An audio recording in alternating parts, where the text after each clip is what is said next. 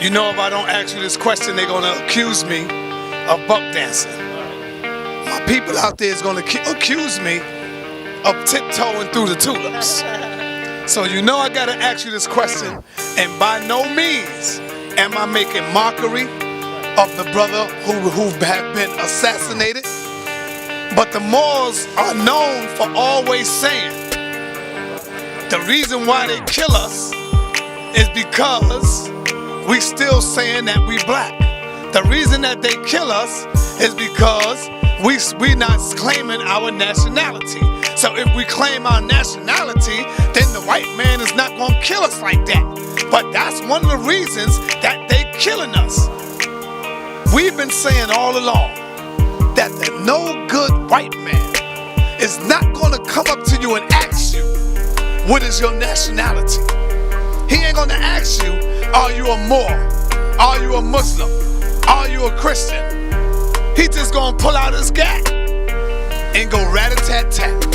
That's all he going to do. So now that our brother, as they say, see, if you were to claim your status, that's the reason why they kill us, because y'all don't claim y'all Moorish status. How many times you hear people say that? Or the Moorish brothers, they will say things like that. The Moors in this country need to wake up. I have never felt a bulletproof fez. I have never felt a bulletproof nationality card. I done seen them all. I have never seen a grand sheik or a grand sheikess, a grand governor, an assistant grand sheik who had bulletproof Moorish skin. So now that this did happen, I need to see some action on some kind of level. Not just from St. Louis out there in Temple number 5, but we need to see some action now, because here's a brother who had status. Here's a brother who was supposed to have been under the divine protection that Moorish Americans reside under, in that sense of the word. But yet and still, he's laid out dead. When you say something in the public, you gotta be prepared to back it up in every aspect of being. And I'm not gonna say no names, but I asked one of the Moors, I said, hey man, now that this tragedy has took place, what are we gonna do? And he said, how many letters are in the word nothing? I said 7. He said exactly. We have to call into question the credibility of those who say they are grand this and grand that. Because if the grand sheiks and others and those who are in authority in this body of knowledge called Moorish science cannot do nothing on behalf of brother Ball Bay in St. Louis, then what happens today or tomorrow if I get shot? What they gonna say? Peace and Black Power family. Welcome to another Sonetta TV House of Consciousness production. As you can see, I'm sitting here with my brother Roy Bay. I got the blue pill in the building, the red pill over there somewhere, walking around. Brother Roy Bay had just came here and talked about a very powerful, touchy topic. And what we're going to be talking about is the shooting that took place with the police officer and the Moorish brother, a Moorish brother, right? The police killed them all. I'm surprised I really didn't hear about this. They've been covering it up. So I'm glad Roy Bay came out here to really talk about this, because this is very important. Give us some information on what really happened, my brother, with the Moorish brother, and how did this all happen? Peace, family. Well, first of all, this is going according to the reports that have came out. The brother, he worked for Federal Express. He left work that day. He went to either a family's house or a relative's house. They wasn't engaged in a lot of lawful acts, so to speak. When he arrived there, the police was there in unmarked cars, and I believe they were going to serve maybe serve a warrant. As he had went into the house, and the police was noticed by his cousins or his family or his friends. They shouted out some stuff about St. Louis PD or whatever. The crowd scatters. The report goes to say that he had brandished a gun. I don't know this to be true, but he had brandished a gun some kind of way. As the report said, he brandished a gun, aimed it at them. Ironically, he was shot in the back. I don't know how you brandish a gun from the front and then get shot in the back. He was shot in the back and killed. It came out later that he was a Moorish American, a registered member in the Moorish Science Temple of America. The Grand Sheik. Now, some of the brothers and sisters here in New York City might not be too thrilled with things I'm about to say, because I'm a registered member in that organization as well. The Moors, as far as I'm concerned, sometimes we do a lot of talking. And we've been talking for a minute. We seem to think that our nationality cards are Negro exemptions, and they're really not. They are, but they're not. Wait, they're not bulletproof wallets? Brother, they're not bulletproof wallets. They're not bulletproof wallets. When the St. Louis police officer shot this Moorish American,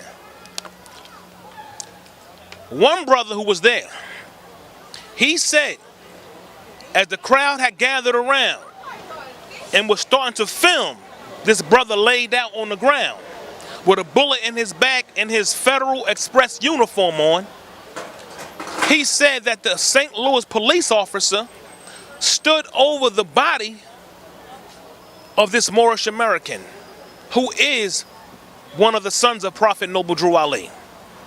And he told the other brothers and sisters who was watching, he told the other brothers and sisters watching, he said, and y'all can get the same thing too. Wow. And y'all can get the same thing too. You see, we have seen to have gotten off the course of remembering and acknowledging who this no good bastard is. And Malcolm hasn't said it since 1965 because he's been physically deceased since then. The Most Honorable Elijah Muhammad told Minister Farrakhan in 1973, do not call the so-called white man the devil anymore. See? Call him an enemy. I believe that was the term. That's true. Right. But because the language has no longer really been publicly in usage, it does not mean that the general nature of this pale beast has changed. And in case anyone's forgotten, I'm proud to go on record and say, and I'm going to stick to common language, as y'all call him the white man, we call him the European, two different descriptions for the same beast. In case we have forgotten, the white man, the so-called white man, is still the devil. He is still the devil. He changeth not. And if you think that because you proclaimed a nationality that this European has stopped his course of trying to destructive you, speak. There were some calls made. Oh, the news report that came out. The news report that came out on the evening news in St. Louis, that a black male had been shot by police, knowing good and goddamn well he was not a black male. Knowing good and goddamn well he was a Moorish American, and Moors do not adhere to that silly concept of the black principle. Moors do not identify themselves as Negro, black, and colored. But they put his picture on the midnight news with his fez on. His first name, I think either Maurice or something to that effect. Ball-Bay. And they showed him with his fez on and called him a black male. It's to my knowledge the Grand Sheik out there. I don't know for certain what was going on, but the Grand Sheik in St. Louis did not at first protest the terminology that was being used to describe the life of this young brother. And it came out later, the Grand Sheik said, hey, I can't deal with that right now. I guess he was so caught up in the scramble of trying to deal with everything else as it related to the unfortunate matter. But you cannot take the Moorish nationality off the table and say you can't deal with that, because as Moorish Americans, that's the first thing that we deal with. Whoever comes into the temple, they know they make a public proclamation by proclaiming their nationality before Allah and the Grand Sheikh. This is a true story. Hold on. I just want to ask a question. Get up. Let me ask you a question. Okay, my brother Bay. You know, if I don't ask you this question, they're gonna accuse me of buck dancing. All right. My people out there is gonna accuse me of tiptoeing through the tulips. So you know I gotta ask you this question, and by no means am I making mockery of the brother who have been assassinated. But the Moors are known for always saying the reason why they kill us is because we still saying that we black. The reason that they kill us is because we not claiming our nationality. So if we claim our nationality, then the white man is not going to kill us like that. But that's one of the reasons that they killing us. We've been saying all along that the no good white man is not going to come up to you and ask you, what is your nationality? He ain't going to ask you, are you a Moor? Are you a Muslim? Are you a Christian? He just going to pull out his gat and go rat-a-tat-tat. That's all he going to do. So now that our brother, the Moorish brother, I know you heard about it, Brother Larry. Ball Bay. The Ball Bay, the brother that got killed. Ball Bay got killed. A Muslim, a Moorish brother out in St. Louis last week got killed. And they put a picture up of him with his fez on after they killed him. Shot him in the back. So what I'm telling my brother Bay is, and I'm quite sure you heard them say it too, is they say, see, if you were to claim your status, that's the reason why they kill us, because y'all don't claim y'all Moorish status. How many times you hear people say that? Or the Moorish brothers, they will say things like that. For example, our brother Lord Abba, he would make statements like that. They killing us because you ain't got on your fez or because you're not claiming your status. But see, that proved that the white men don't care about that, brother. What do you got to say to that right there? Because you know you're going to hear that. That's why I'm commenting on it now, because that was said already online on many of the blogs, you know. And there is a lot of truth to that. But there's also truth to not having a status as well. There's truth on both sides of the coin. Agreed. But for the Moorish Americans in this country who psychologically believe that because you did drop the Negro, black, and colored status, you now bulletproof against racism and various forms of prejudice and discrimination, I'm telling you as a Moorish American, you're incorrect. I'm telling you right now, you are incorrect. This is a crazy world that we live in. You see? And in this part of the world that we live in, we can't play games with things that don't pertain to reality. These Europeans don't give a damn if you're Mark Clark, Fred Hampton, Huey P. Newton, Bobby Seals, Khalid Muhammad, Farrakhan Khan, Elijah Muhammad. They don't give a damn if you're Prophet Noble Drew Ali. The devil is the devil, and a devil is one who devalues. And when you strike down the life of a person physically, or you uproot them in terms of their cultural identity, historical awareness, and cultural consciousness, that makes you a devil. Hitler was the devil because he devalued the Jews. See? Any person that will bring you down to uplift themselves unjustly, and as far as we're concerned, me per se, they are devils. But the Moors in this country need to wake up. I have never felt a bulletproof fez. I have never felt a bulletproof nationality card. I done seen them all. I have never seen a grand sheik or a grand sheikess, a grand governor, an assistant grand sheik who had bulletproof Moorish skin.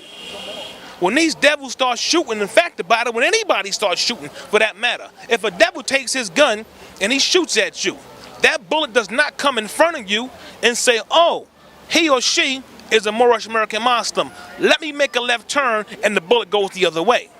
It's not real. So now that this did happen, I need to see some action on some kind of level. Not just from St. Louis out there and Temple number 5, but we need to see some action now, because here's a brother who had status. Here's a brother who was supposed to have been under the divine protection that Moorish Americans reside under, in that sense of the word. But yet and still, he's laid out dead. Now, there were some reports that he was supposed to have been a gangbanger. He was on YouTube at one time, and he was doing some quote-unquote niggerish things, so to speak. But more, we sing a song. The things I used to do, I don't do no more. See? So who's to say that video was new or old? It could have been an old video before he joined the temple.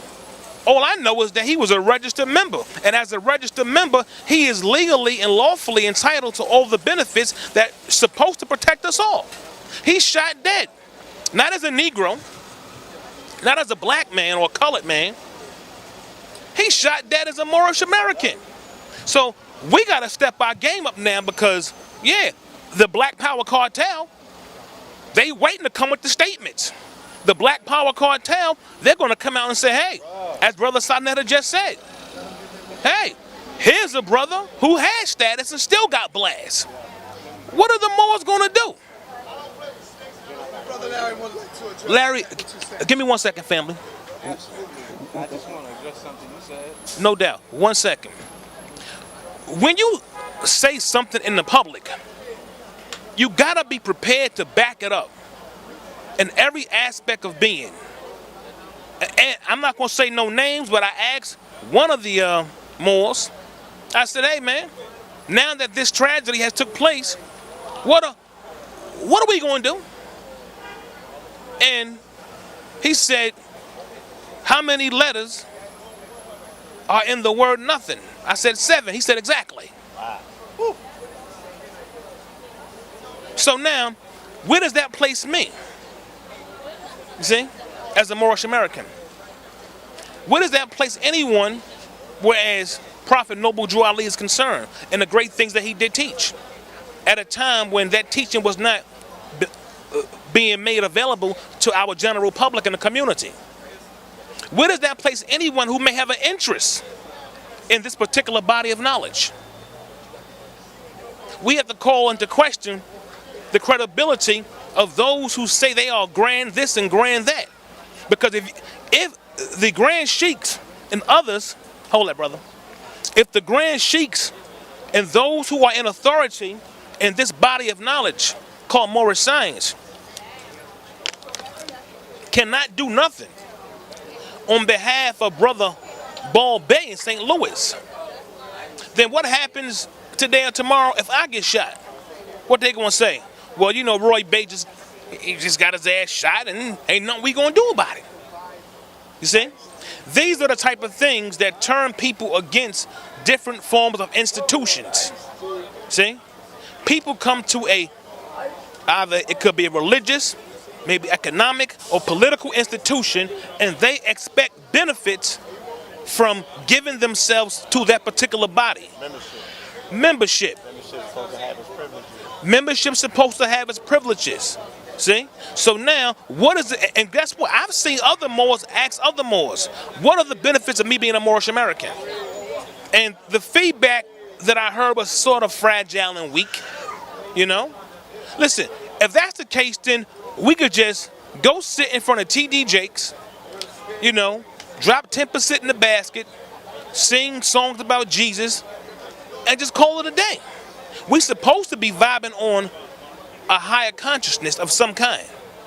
If not the highest, one that's more higher than what was given to us in our previous servitude, in terms of Willie Lynch, so to speak, and whatnot. Now, I know there are brothers out here and sisters who don't agree with Islam. And Brother Larry, he's one of them brothers. And this brother, he's entitled to his views and opinions. And I've seen some of his videos. Some of what he said, you know, it got some facts in it. And again, it's things like this that when they occur, it makes you say, well, hey, why even be involved with this type of institution? If when something happens to us in the public, the so-called leadership doesn't have our back and don't know how to back us. Brother Larry, you want to say something, family? Peace. First of all, and my condolences to the brother that lost his life. Right?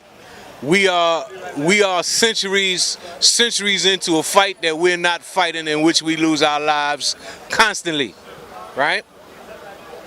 As tangents to the struggle that we're supposed to be engaged in, that we are not engaged in. There is no struggle. There is no fight. There's no revolution. Ain't nobody throwing no blows at the cracker. The enemy is not under attack. We under attack. Okay? So let's get this straight.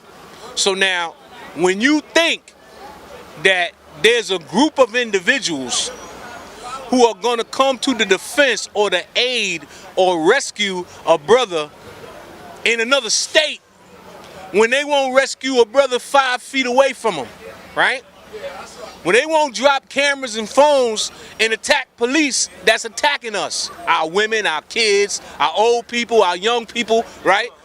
No. Hold on, real quick. Why you want to interrupt me? Right? What I'm saying is that when you look at incidents and you call for responses, right? There's a lot of good brothers. I know brothers that are willing to die. They just don't know how, okay? There's no organization. There's no dedicated movement that realizes that this is life and death, all right? There's only one way off this planet. It's one way on, you came through a birth canal. The way off, you gotta go through the death canal. There's no other way.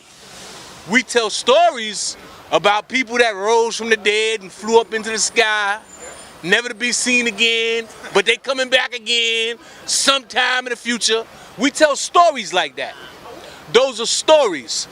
As a people, if you don't know anything else, just look around the culture that you exist in and understand that in order to relate information, we tell stories. Okay? The stories we tell today, we tell stories so good today that people believe the stories. We told stories thousands of years ago so good that people believed the stories. They were stories though. They had points to them. There was instruction in them. Someone was trying to make somebody else aware of something that they didn't think they were aware of. So they put it in a story. You know, you can't just tell people the truth. They don't believe you. The truth sounds crazy. You understand? The truth is when you have institutions like, I don't know, what do they call this place? Correctional Association of New York, headed by a black guy, right? And his concern is for his, quote, workers, employees. Their jobs are dependent on us being incarcerated, enslaved, murdered. That's what keeps them healthy. So his well-being is not our well-being. This market is kind of sectioned off, okay? We're in the section where shit is going down.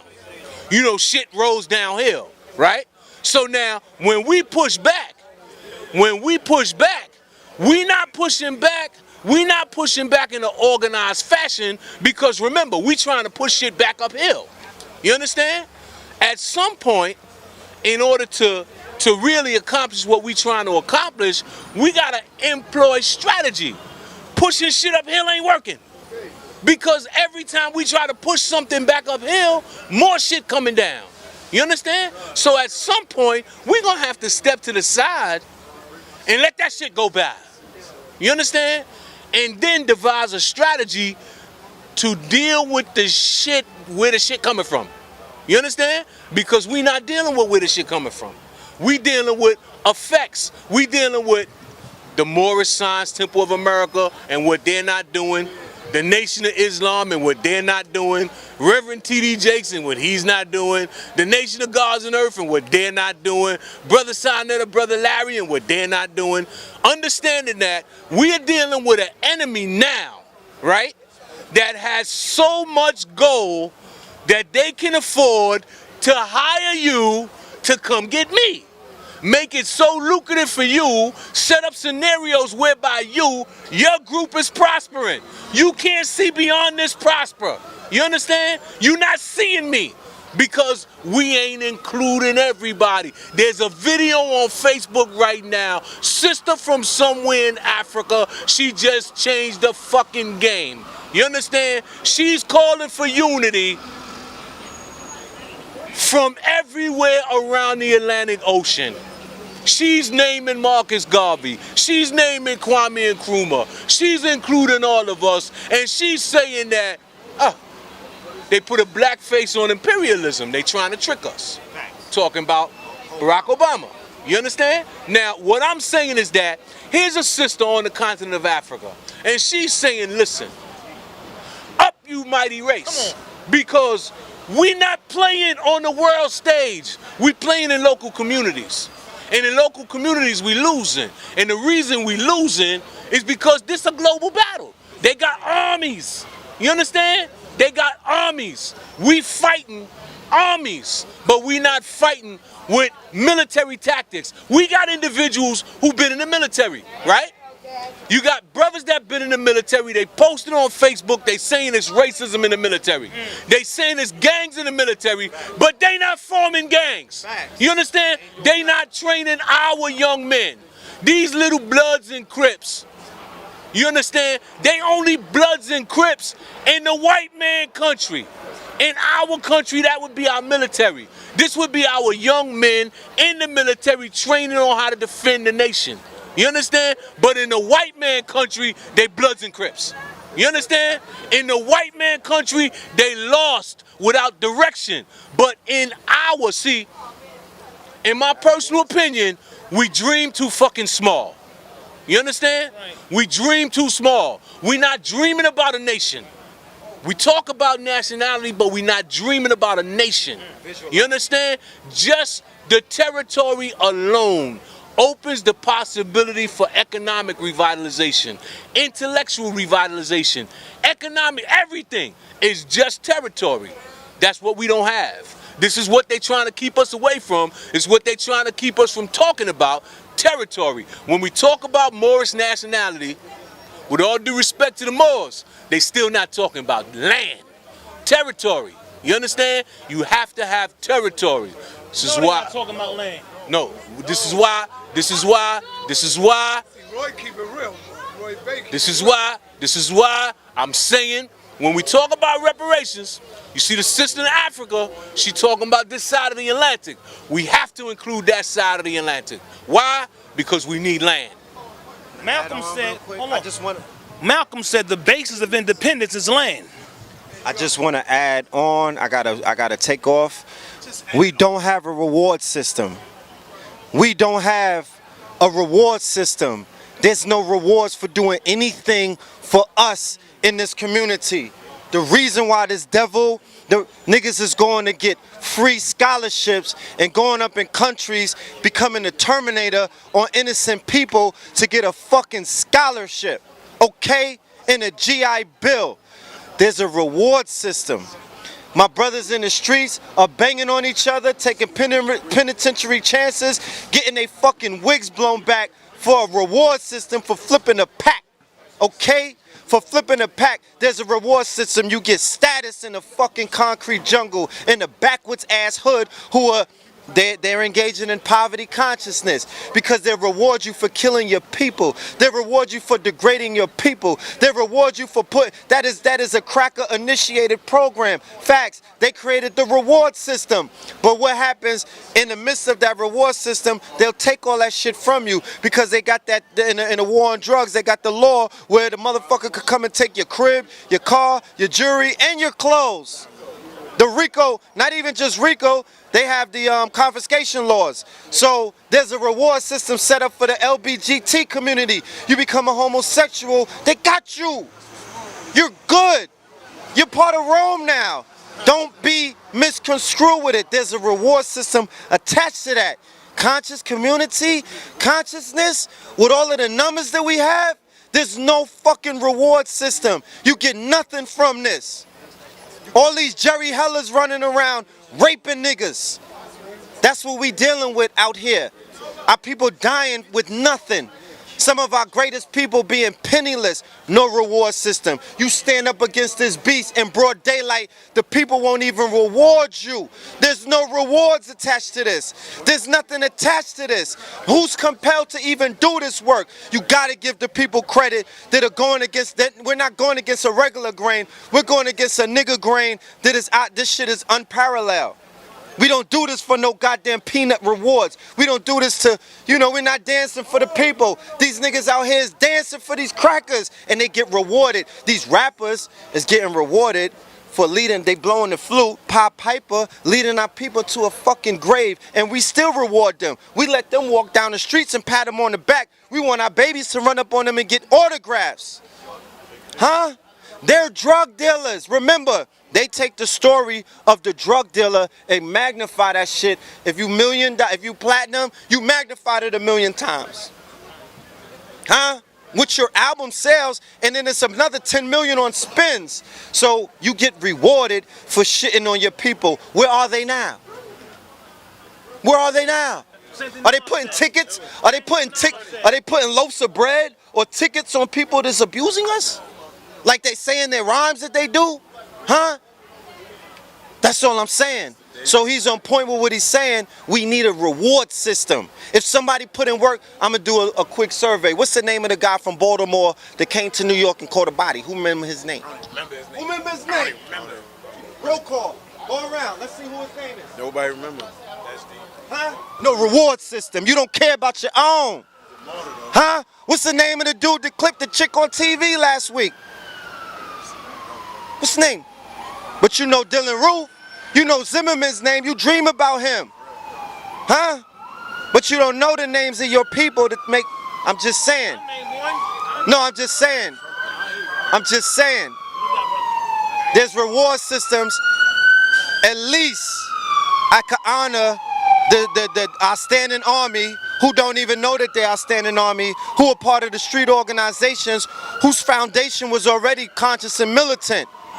But they have reward system. If you take one of theirs, okay, they make that person a martyr because they spill blood in his name. That's a Christian concept. Okay? That's a Judeo-Christian concept. That's an eye for eye, tooth for a tooth concept. So why are the black Christians not carrying that out? Huh? Why they become fucking atheists when shit happens to them at the hands of white people? So I'm gonna let Larry get it in, but brother, you are so on point. I just want to address what you said, right? And the reason being, no, let Bill go, but I got a young brother standing right there, and I don't want that young brother to be misconstrued about something, right? You watch movies, little man? Why? Why? Fun, right? Can I talk to your son? Yeah. How you doing, little man? Good. You watch movies? Yes. Why? For fun. For fun. How long does the average movie last? An hour or less. Huh? An hour or less. Hour or less. How long do you remember that movie? Not long. Not long? Really? What's your favorite movie? I don't have any. You don't have a favorite movie? Nah. Wow. Because he conscious. Oh, yeah, that's good. Oh, we got some cousins. We got to throw the spookle sat. What's his name? The Jib. The Jib. One of the first names of the first pharaohs of Kemet. He's strength. The thing is this. In my house, television, spookism isn't a major factor. We minimize that. We put the minus sign next to that. He know what he's up against. By birth, he bears the name of a leader, of somebody that has to correct what our people are going through. He knows that. by birth. That's his birthright for real. We ain't playing no games. I've been in this struggle for a long time. For a long time, brother. But I agree with what all of y'all are saying. We got to hold our people accountable. Forget a JC. And I'm only being respectful to him because I would choose a different word. Forget any one of them. I call them out by names because they doing nothing but destroying our people.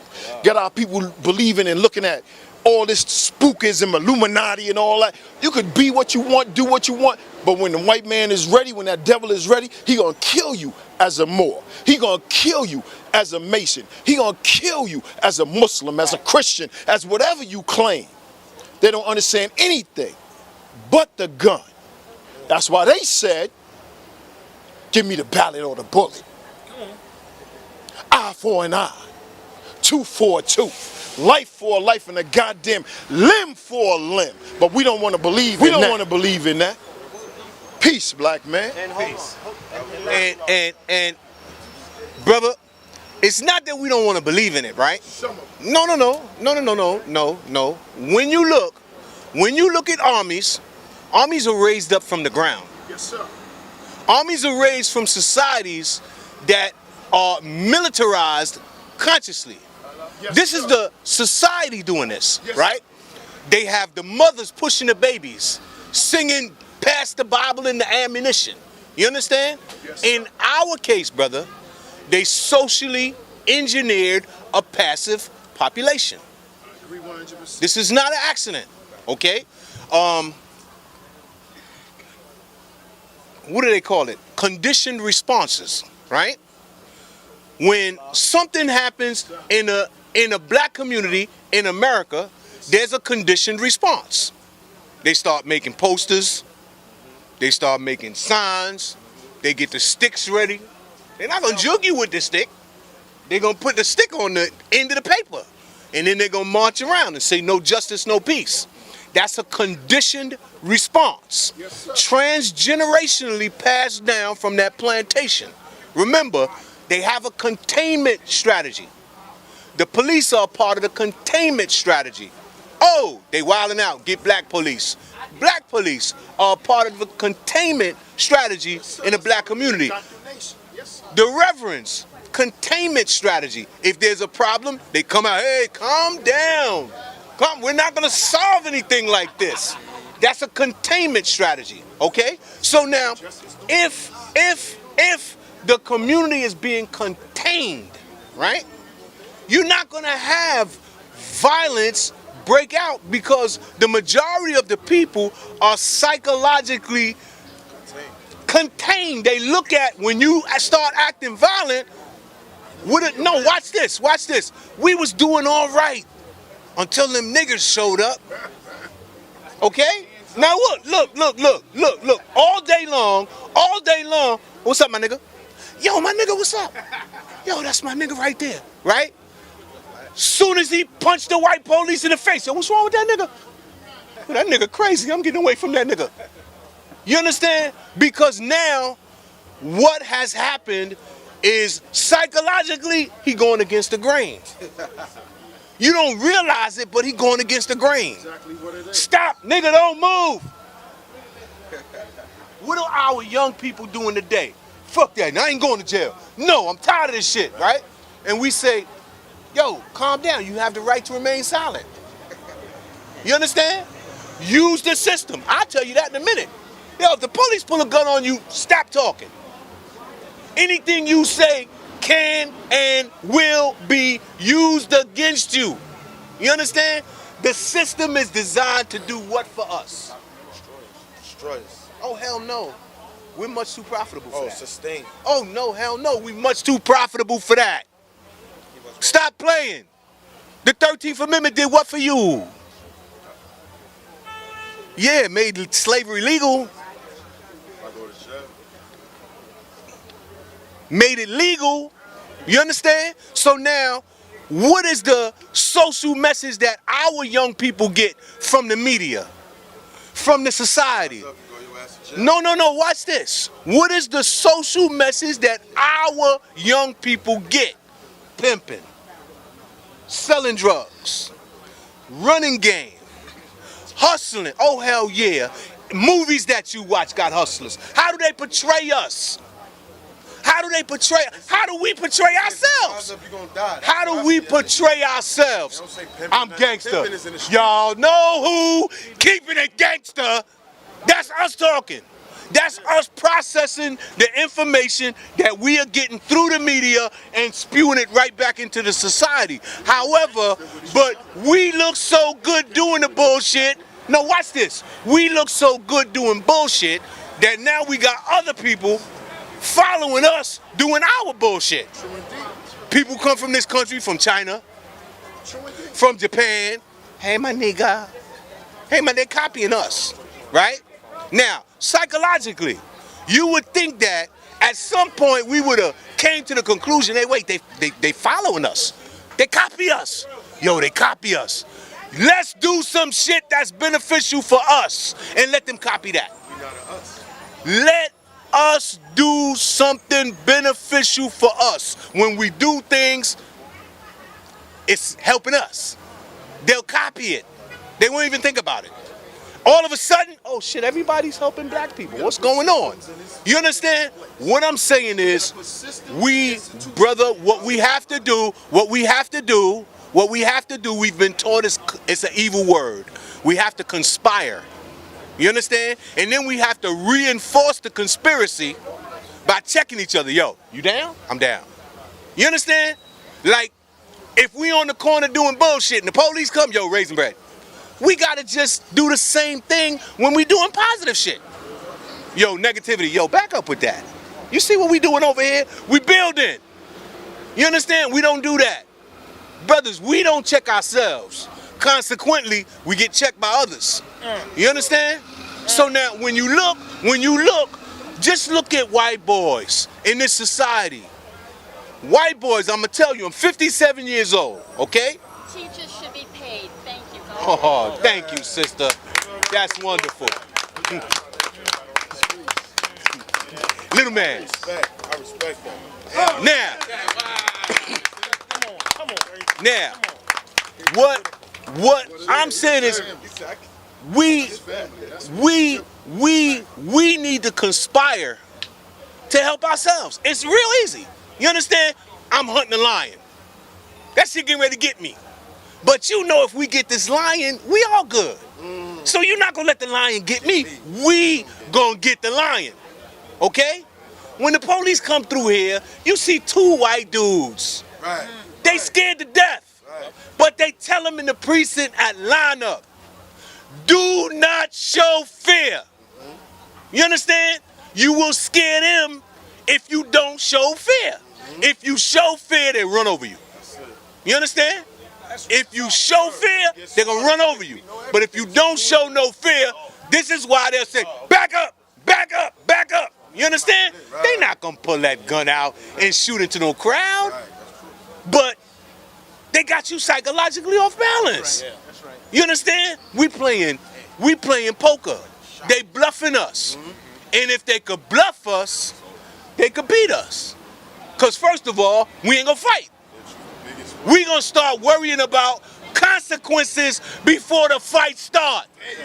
You understand? That's the Mike Tyson fights. But what's gonna happen if we do that? You understand? Sometimes you gotta pay the consequences. I'm gonna tell you the truth, right?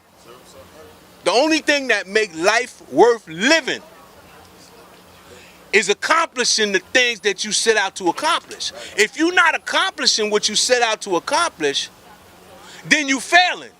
If you're not attempting to accomplish what you set out to accomplish, you're not even failing. You understand? You gotta try shit to fail. If you ain't trying shit, you ain't a failure. You're just in the way.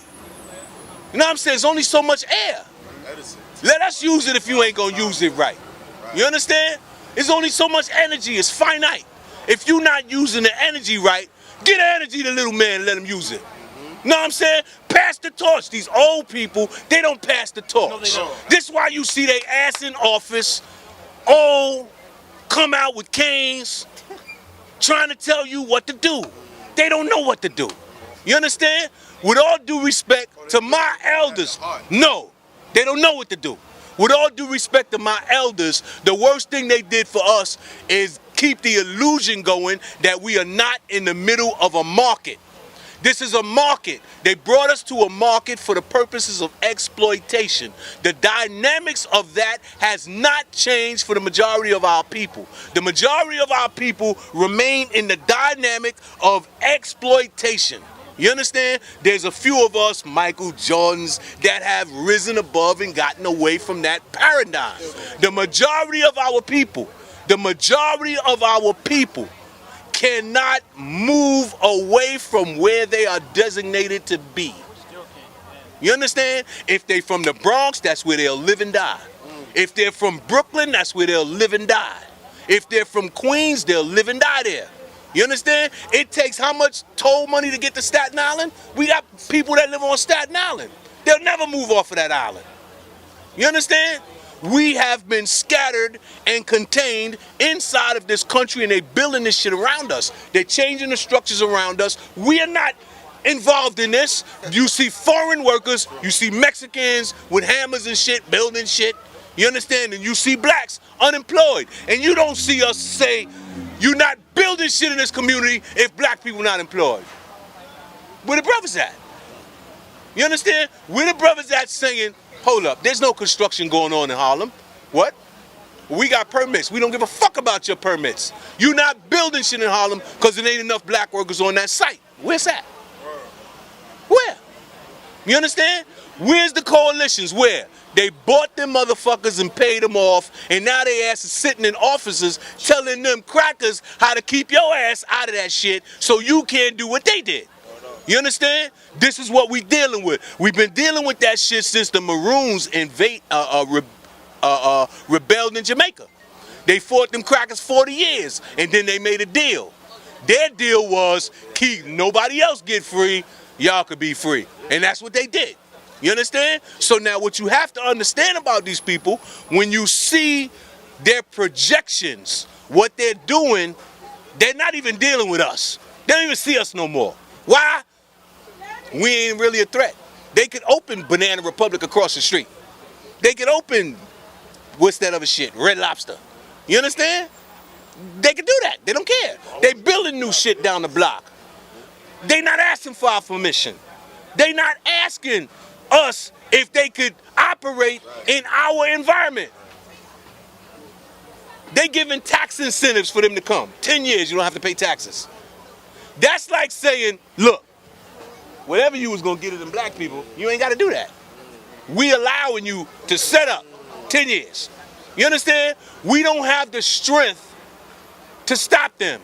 If we had the strength before they opened up, they would be in an office somewhere meeting with one of our representatives saying, listen, are we gonna have any problems if we open this store? No. What's your workforce? Oh, we're gonna have 60. Okay, and we're gonna have 45. Okay, now we got 45 black workers out of a 60 worker. That's power. You understand? That's power. If you don't believe me, you take a look. Right now, we are operating under a paradigm that's called integration, right? Now, integration. They tell us, right? They tell us we marched for this during the 60s, right? Integration, right? Now let's look at what I call realism-ism, right? I live in a segregated world, okay? I live in the Bronx. When I move around New York City, I move around a segregated city. I move through white neighborhoods, I see white people.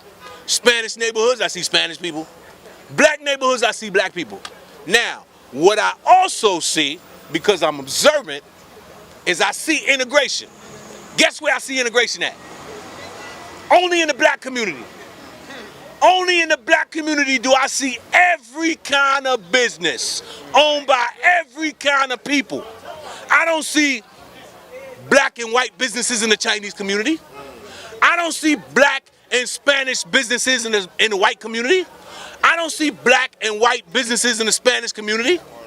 I don't see black businesses in the Jewish community, but I see Jewish businesses, Spanish businesses, white businesses, Arab businesses. I see Chinese people frying chicken in the black community.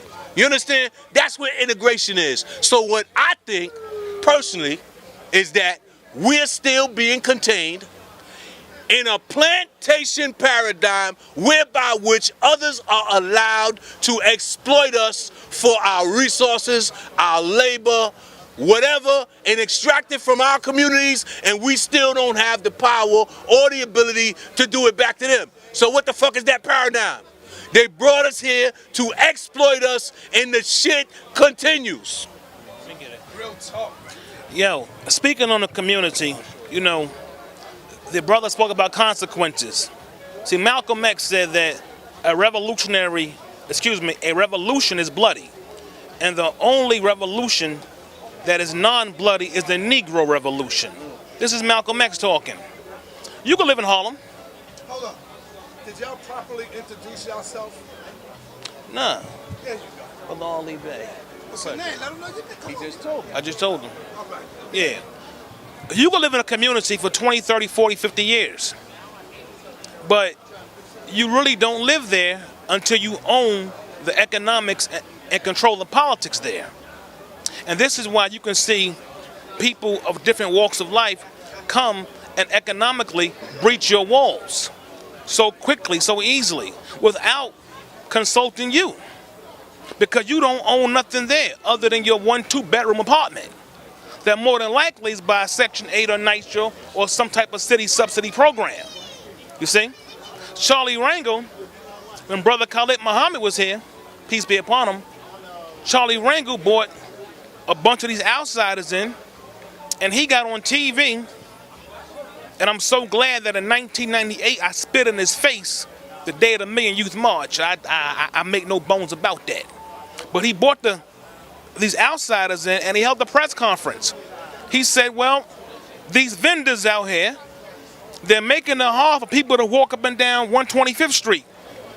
And some of the people who was inside Mark 25, he got them out of here. This is Charlie Rangel. I know I was there when it was going down. You see? So yeah, what they now calling gentrification is really economic colonization. So the most honorable, this is why Marcus Garvey said, seek knowledge from all nations. He meant other nations and ours as well. So we just can't look at a certain group and say, well, this part of their program I don't agree with, while not regarding the other half that could be positive and beneficial. Garvey says seek knowledge. So we want to learn from the principles of Garvey, who was the forerunner and harbinger of the Prophet Noble Drew Ali. Garvey dealt with economics, big time. Brother Garvey had warehouses, boats. He was really involved in international trade and commerce. When niggas was walking around Harlem and didn't know their first from their last name, tiptoeing through the tulips.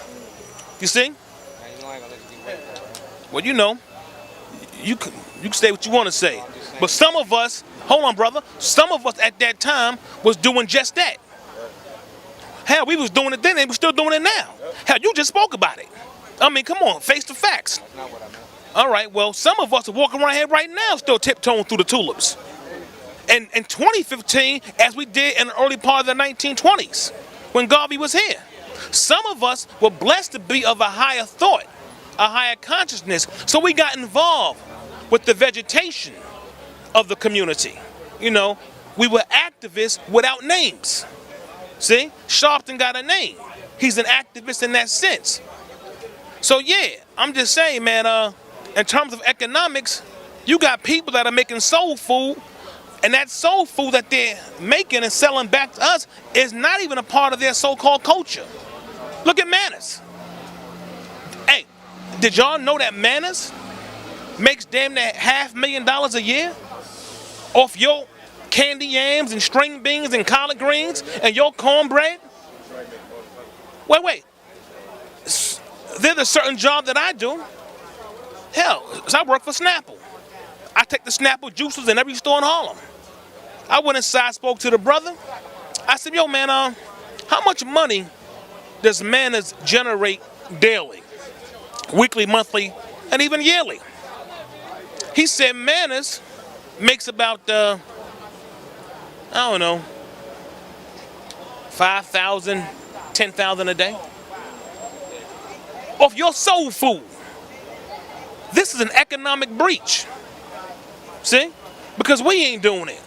Because any one of us that want to go into a little small business, those same Negroes who I just mentioned who are tiptoeing through the tulips, they ain't going to support you too much. Not that we ain't doing it. Remember, Mom used to sell the food out the house, like $10 plate, $5 plate. Right. What happened was, brothers stopped supporting that. We have things in the community. What it is, we have things in the community. What it is brothers and sisters don't support them.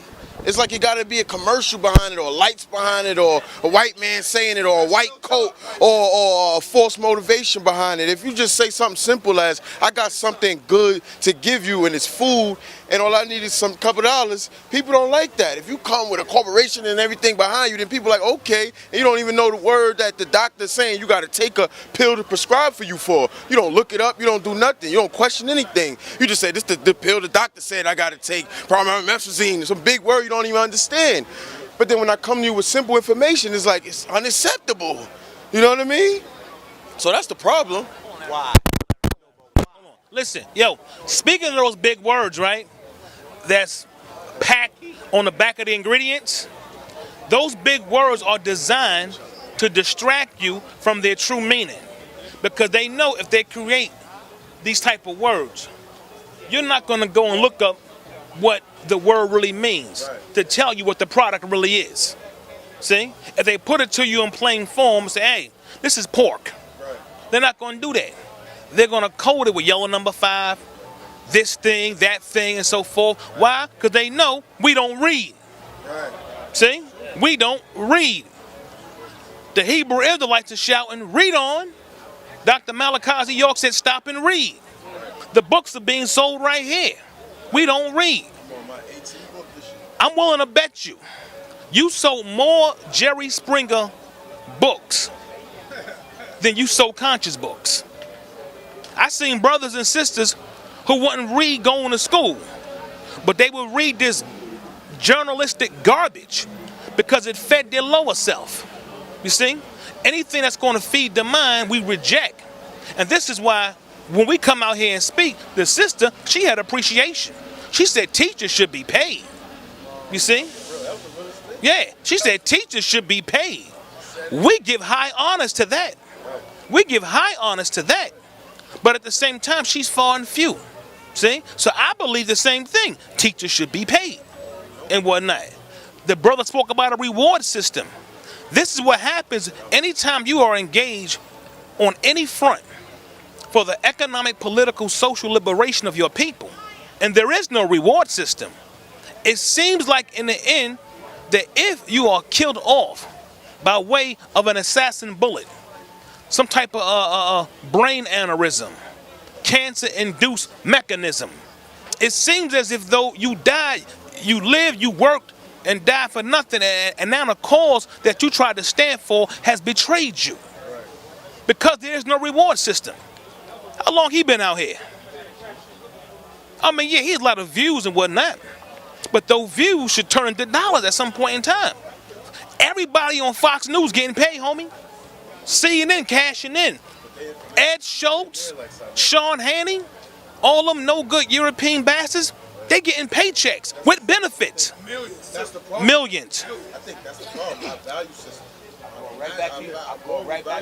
Well, brother, hold on, Larry. And listen. Think about it. When your information dropping something is 50 million times more valuable than Fox News. Well, wait. Our problem, hold on. Our problem is the way. Our problem is the way we see things, right? Our problem is the way we see things and what we should deserve. We think we deserve the same thing as everybody else when we forget we before everybody else. We forget we set the platform, we made the foundation, so therefore we could change it. We don't have to keep on going for glory as in the same fashion as everybody else, meaning like if it's $100,000 for him, it don't have to be $100,000 for me. It could be a thank you, I taught you something, teach another brother something, show me something, a susu relationship, you know what I mean? Give me something. Pass me some information that I never knew. You know what I mean? That's the form of value that we need to adapt. We need to get away from having $1 million and give that to Sarnetta. Give him the money, right? But us, we need to understand a different value system because he needs the money to continue producing, you understand, this information. But we don't need that. We need the information to produce the jewels. That's what we need. A value system comes from race pride. If you ain't got no race pride, you're not going to go nowhere. This is a fact. Race pride, once you can tap into that, race pride and everything else follows. It's all systematic. Now, according to us, what's going on out here is more valuable to us because it speaks to our condition. It speaks to the hearts and minds of us. It speaks to our spirits. What they doing on Fox News and CNN and those, I don't know, the media, that's valuable to them. And to them, they are globally connected. So I don't want to sit here and say that this is more valuable, because to them, that's more valuable. They don't care about what we talking about. Right. And this is why I want to stick to the language, in a sense, because it speaks solely for us and not for them in that capacity. Because as far as they're concerned, they can go on TV and change the whole world's thinking. See? And they doing it day by day. Now, I want to go back to what I said about the Moors earlier. Where the Moors, I think you asked a question as to whether the Moors was talking about land. There are some Moors in this country who mean well, see? And they're doing the best they could. But talking about something and being about it is two different things. But until we engage in it, then hey, it's just rhetoric. It's just constant rhetoric. So I don't want to condemn all the Moors out there, but I am speaking to the larger body who is in leadership position in that particular organization. A Moorish American brother was shot down. What the fuck are you going to do? You always told me to my face, Moors don't march. You told me to my face, in the temples, Moors don't march. That's a Negro, black, and colored thing. See? We don't, go to things like the Million Man March. That's a Farrakhan thing, whatever. And then I was told, well, if it happens to one of us, then we'll be out there. It's happened to one of us. Your move, Moors. Your move. Because the people are watching to see what these red fests is going to do. You talking all this law shit. See? Sovereignty. Nationality. Any act against a sovereign nation. Any act against a sovereign nation. Murder. See? Act of war. And as far as I'm concerned, I, as a registered member, and listen, I don't care about friends or falling out with nobody. I don't care who calls me up later on and asks me if I was on Sarnetta TV and why am I out there on Sarnetta TV. That's a black thing. This ain't a black thing. This is a people thing. Sarnetta, hold on. Let me tell y'all who this brother is in case y'all don't know. Y'all hear all this fire coming out of him. This is the brother, Pharaoh, who was not behind the background when Dr. Khalid Muhammad was here. He was side by side, Khalid, like this, on the front line. Security. When Giuliani and them no good bastards came down with the helicopter swooping down, he was like this in front of Khalid. I'm locked and loaded. This is real talk. Here in New York. See, so this is what I'm trying to tell you. When you hear this brother talk, and the reason I'm saying that, because I was standing right beside them. You see what I'm saying? So I know who he is. A lot of y'all probably don't know who this man is. But this man been on the front line. I've been about it, for real. Been about it. Been about it. Real. All right? So, pass it on to my so when you hear that energy coming out, oh, here go your man too. Here go your man right here. The Indian. The Indian. Brother, you want to stir me? Go ahead, do your thing. Yeah, but that's who my brother is, my man Pharaoh. He been walking with him, not just doing the talk. He been on the battlefield. When them motherfucking police, it was merely like the Million Police March that day. Because they came out in riot gear, headgear. I encourage all of y'all to go back to the first Million Youth March video. It's on YouTube. You can see it. When the helicopter swooped down. That's right. When the swoop down, see, Khalid was a smart man. When the helicopter swooped down, he didn't want the people to look up and jack. He just shouted, "Black power!" And the whole crowd, you can just hear the roar. Black power all the way down. Yeah, I'm trying to tell you. So this brother been there. We've been up in there. We wasn't just talking. A lot of people think that I just started from YouTube. They don't know, brother. I've been on the battlefield for, my man know. We all been out here together. The blue pill. So that's all I wanted to say real quick, man. Let you finish, brother. Yeah, but brother Si, and let me tell you, on the spirit of Brother Khalid Muhammad, I was there that day. In fact, about it. So I had saw when the police had came out from behind the school building, and they was walking with the batons. I was standing on something real high, and I said, "Oh, here come these goddamn blue Romans about to do their nonsense and whatnot." And the way Brother Khalid Muhammad handled that day, I'm gonna tell you right now, I don't know of anyone amongst us in North America that could have handled that day the way he did. Nobody. You can name all the big names you think you know, yourself included. None of us could have handled that day, in that moment, in that hour, the way that general did. And he handled it. In fact, about it, I'm going to tell you right now, after he did that, man, he just increased my love for him 10 times fold. I have met that brother on several occasions, Brother Khalid Abdul Muhammad, a strong, powerful warrior. And he meant business. And one thing about Brother Khalid that I really liked the most, he wasn't hiding out inside some building institution. He was in the streets with the people, night and day and night. Wherever there was a... Yeah. They literally had to pick Khalid up. That's right. That's right. That's right. That's right. That's right. Security had to grab him. That's right. And he's facing over 200 cops. In fact about it, We got the pictures. I got the bullets, bro. excuse me. You Yo, see him going like this, Charlie. They got to grab him by the legs. look at it. Get him the hell up out of there. Hey, let me tell you something. After that day, he was already on a particular hit list. But after that day, see, for you brothers and sisters to dare stand up anywhere in a European-controlled society and challenge their military and their guns, their politicians, their so-called authorities, you are one who has to be taken out. Because see, if your life is allowed to live on, you will only increase in the hearts and minds of your people in terms of love and strength, and you're going to produce more just like you. So we got to get rid of you now before you become a Muammar Gaddafi here, you know, in that sense of being name-wise, or Saddam Hussein, or someone so big that they can't control, they now got to deal with you on a more higher and sophisticated level. And Brother Khalid Muhammad, he was one of those. He was one of those. In fact, I recall when Bill Patterson, or the David Patterson, one of the, what's his brother's name? He a congressman, he's sort of blind and whatnot. Governor Patterson and whatnot. He was out there saying, well, you know, X, Y, and Z, and Khalid handled everything the way he should have handled it, like a true general. But getting back to this Moorish incident here. Hold up, one more thing before you move on. Go ahead. I want him to drop that on Khalid Muhammad.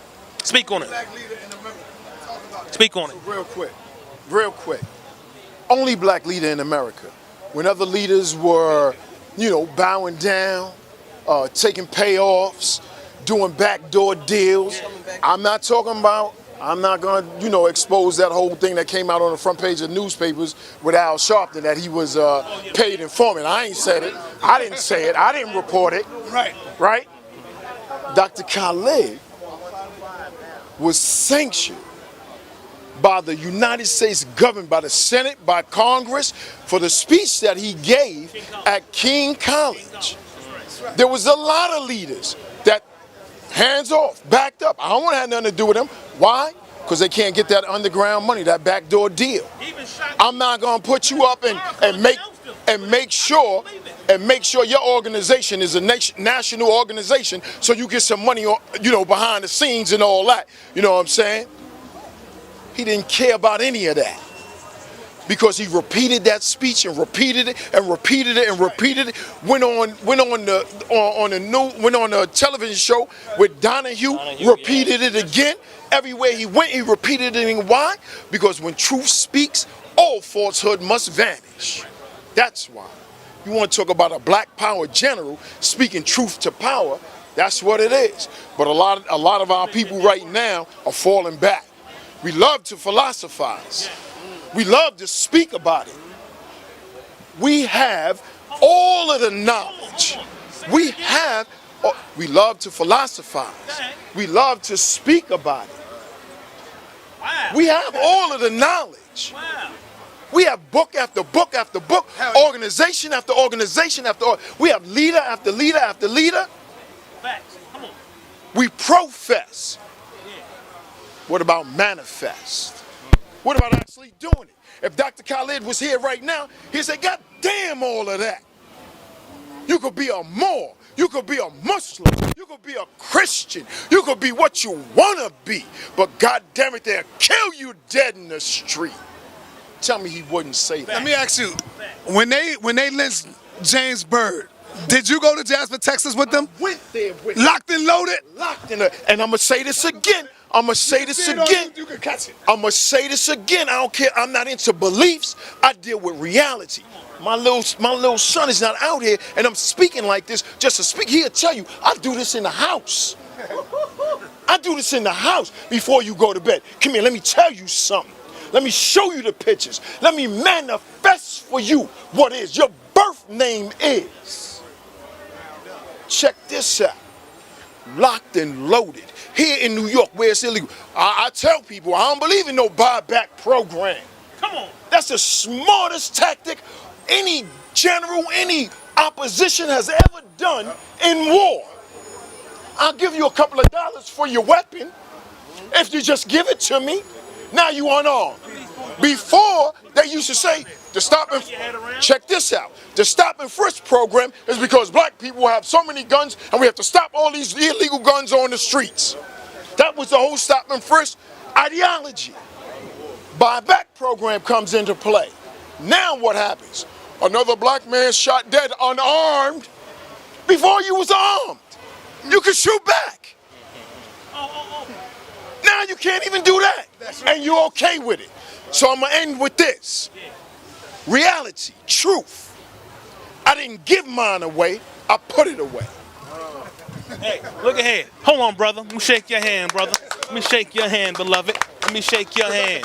Straight up and down, brother. Whenever I'm ready, Hey. pick it back up. And that's real. Now listen. The 4/5. Yeah.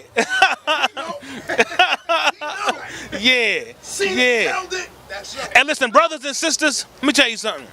Anytime you see one of us out here like that, that's the spirit of Huey P. Newton, Mark Clark, Fred Ham, every single one of us who took a military stance against the oppression that we suffer under. Some use their minds, some use their hearts. All right, Larry, peace, brother. And some use other tactics. There was a European male.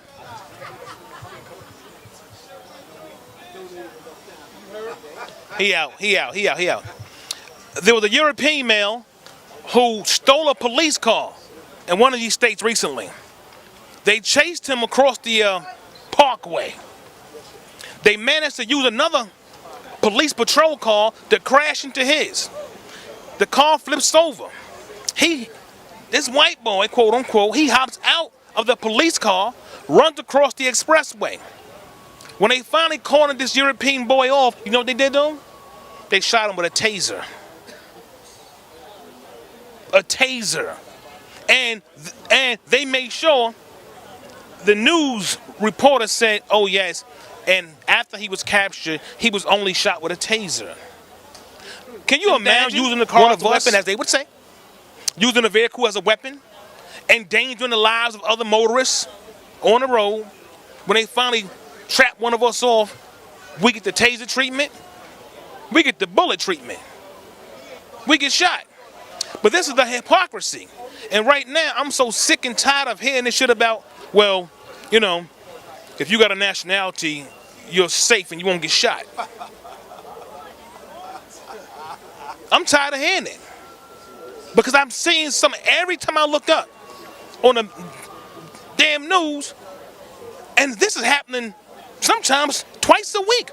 Imagine the reports are not being reported nationwide. Nationwide. But no, I come outside with a fez on my head, and I can tell this armed firing squad, I'm not Negro, black, or colored, and that I'm exempt from such treatment. As a Moorish American, I know I'm not exempt. I'm not gonna sit here and say, well, all you gotta do is just proclaim your nationality, and you good with the police departments. You good with the KKK. You good with the Aryan Nation. You good with those who hate us. You see? Talk to me, family. See? He said that? Look, Islam, Muslim. A brother came to him, right? And he was stating how he went through a problem with the police, right? He said the brother was saying that we Moors. This brother, I saw it on Tariq Bey's show or whatever like that, and actually it was in the back of a Sarah Seti presentation. It was about April because I heard Sanet in the back. But anyway, a brother was telling Tariq Bey how, like, I hear you saying that all we have to do is follow protocol and rules, but then he's saying we know that as the people that know that, right? He's referring to the people that don't know that, the cops, people that have bust you in the head or whatever like that. And then Tariq Bey's response was to teach him the protocol. He's saying, well, do you know about the protocol? So tell me. And then the brother was trying to explain himself how they don't care about none of that. You know what I mean? They don't care about if you be quiet this moment, if you pull out your Moorish card this moment, if you say the right thing, if you say the wrong thing. They go off emotion. You understand me? They go off emotion. If I feel like you a threat, if I feel like punch you in your face, nobody can contest that. It's not about that national card, you say. It's about unity, strength, and power within the people. So because you ain't have nobody in back of you, they can do whatever they want to. But if you have 20 or 30 people witnessing and seeing what this policeman is doing, they're not going to be so fast to do that bullshit. And that's what it's about. We got to get this unity together. Yo, peace and dark matter. It's your brother Ashe SJ. Man, I just want to touch on what the brother right here and the brother was saying about weaponry and everything like that. Me, myself, I'm from Brooklyn. I just created a gun club. It's called a BB Toomey Gun Club. You know what I mean? Last month, it started out on a humble. It started out as a birthday event. Last month, we took 7 people out. And this month, we actually took 15. So every month is growing and growing. So I just want to talk about weaponry, and you talk about military science and everything like that, right? I want to open up the question, the debate, as far as legalizing weapons and see what the family out here feels like that, because we got an army out here already. You know what I mean? Brothers out here strapped up. Brothers nationwide is strapped up. But what you going to do when a white man come and tell you to give you your gun? Not even buy back your gun. Take your gun from you. If you strap right now and the police cars run up on you, right? What you gonna do? You gonna turn your strap over just like a good? You ain't gonna bust, you know what I mean, for no reason. If you a G like that, you might give it up. It's a couple G's giving it up for reasons. But if the white man just pat you down on a humble, just walk up to you and you do a stop and search or stop and frisk or whatever, people is turning in their weapons. You know what I mean? So what use is an army if we can't control it, if we can't keep the army going? You know what I mean? So that's why I'm saying we got to get together and start our own gun clubs and definitely get our weapons legalized and things like that. So when the police come, you got your papers. I mean, none of us don't trust no cracker. You know what I mean? But at the same time, it's like we got to defend ourselves and keep our stuff situated. You know what I mean? So that if something happen, we can't just turn our weapons over and everything like that. Because it's one thing if you strapped up and then the next thing they taking it away from you. You know what I mean? Where's the army at? Soon as they put the pressure on you, people was folding. You know what I mean? So I just want to open that up. I know people don't like to talk about police and everything like that. None of us trust police, but at the same time, we got to make sure it's situated the right way. You know what I mean? Like I said, my name is Ashe SJ. Y'all can find me. Peace. Let me just speak to that real quick. I believe like Malcolm, and I agree with you. We have to do some things certain ways. We do. I agree, and I believe what Malcolm said. By any means necessary. But I also believe what I say. By every means necessary. We can't X out those guns that are not registered. How can we go to people that have broken every contract, every treaty, every law, everything that they have said? We're being honest with you, and then say, well, we're going to give you all of our information and let you know where our guns are and where we keep them at and where our gun club is and where our house, and when we go to practice our weapons. Not only by any means necessary, but goddamn it, by every means necessary. Stop turning in your guns, legal or illegal, working or not working. We have to do everything. Dr. Khalid said, teach the babies to throw the baby bottle at them. I understand what you're saying. And during war, somebody once said, when you know the nature of a thing, you understand that thing. Once you understand, act and work that thing. If we don't understand this beast, how are we gonna really get up out of what we're in? It's not one pill fixes it. We have to do any and everything by any means necessary and by every means necessary. So I do agree and believe with you, brother, but there's no limitation. We gotta have the above ground and the underground. The above ground is what he's talking about. Better believe it. Because that's what we had. So we had the above ground so and there, underground. so there was the Panthers, Yeah. but there was the Black Liberation Army. That's right. Till today, they can't tell you who was part of the Black Liberation. Nobody can name the individuals that was part of the Black Liberation. They can speculate. They can speculate, but they can't tell you exactly who was who and what positions they had and what they did and how they did and what. They can't tell you any of that. By any means necessary, but also by every means necessary. I agree with you, brother. 100%. And look at here. You know, the generation that we look up, this same damn devil is a problem. In every generation that our eyes have opened, we see this same damn person causing us problems. And even when we follow the law that governs all events, they still turn around, change the law to make it like you breaking the law and attack you with the law. These bastards are, man. I know we teach in the Moorish Science Temple that the lower self is the devil and the higher self is the mother of virtues. But at the same time, I'm telling you again, this European is the devil of his own. He's the devil of his own being. And we got to devise a strategy, like he just mentioned, as to how to counterattack this bastard and get rid of this bastard. Stop being scared.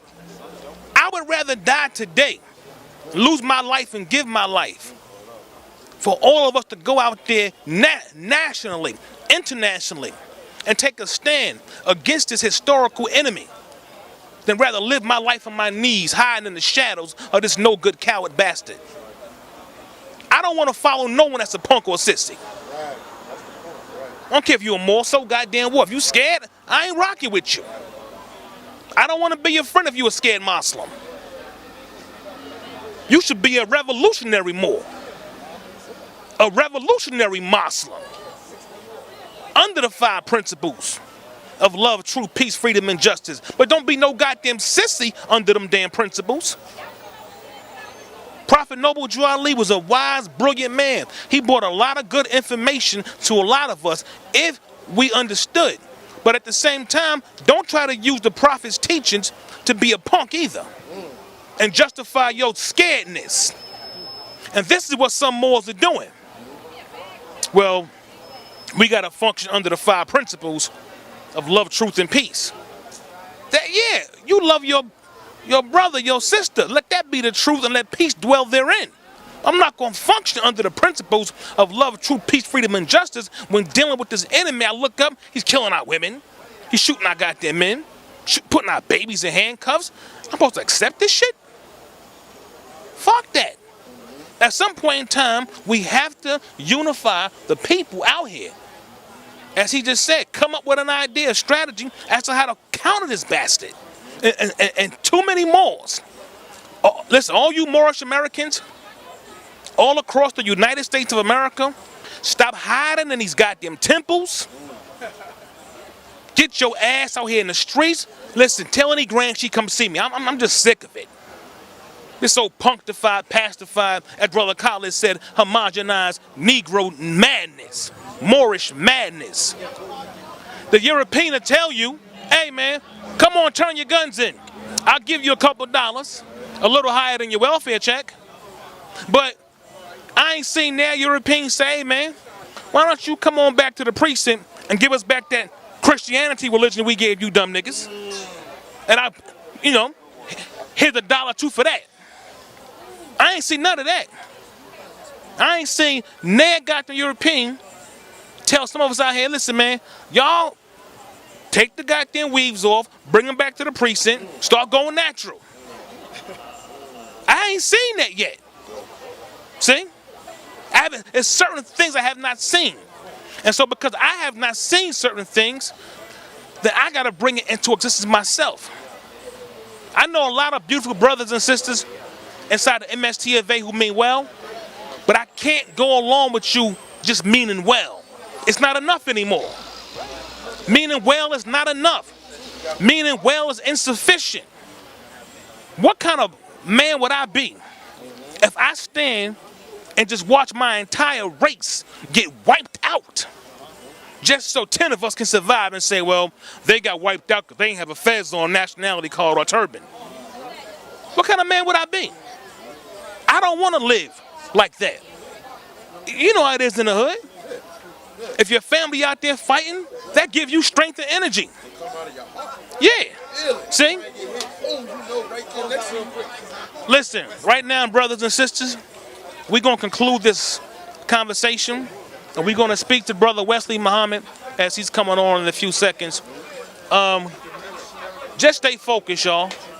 Keep your eye open on this bastard, as I know y'all are doing. See?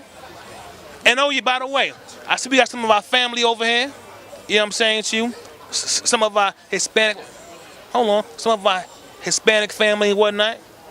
To the real true Hispanics, the real true Latinos, we give them love.